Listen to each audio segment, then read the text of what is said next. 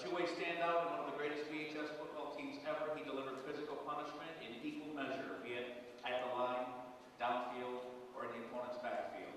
Averaging 12 tackles a game in 70, his tackling anchored a conference-winning defense, and his blocking sprung record-setting rushes, earning him all-state honors as a senior. Ladies and gentlemen, Dick Woodruff.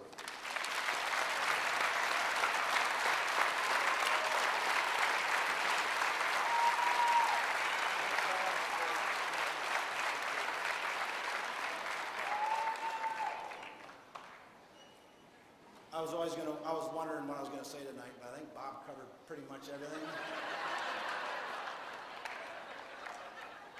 I'm just going to mirror, Bob said thank you for everybody. I mean, my biggest fear is I didn't want to leave anybody out. Thank you for my family, for being here, all my cousins and uncles and Coach Chaffin, everybody.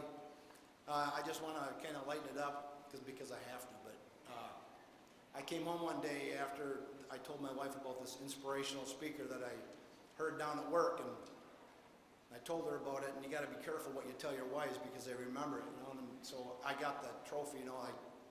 The committee came out and interviewed us, and I told them all that stuff. So the night before it was emotional, you know. You shed your tears, and you had your good moments, and the buddies would call you and say, you know, remember this pass or this guy you tackled or whatever. And so I was feeling pretty, you know, cocky, whatever. And the next morning I get up and I'm thinking, hey, you know, I walk out, stud, you know, Hall of Famer, walked out in my flannel pajamas, and my wife's reading a book.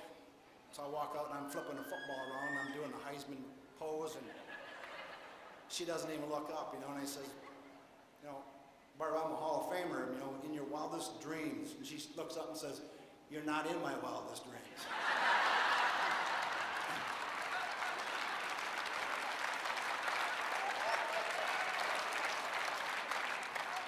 You have to have a good woman to keep it grounded.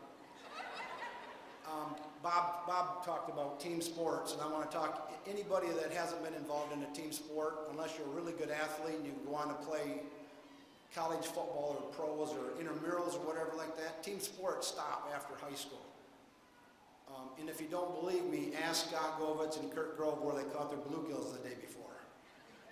You know, I just want to let everybody know that I thank you a lot for coming and sharing this moment with us.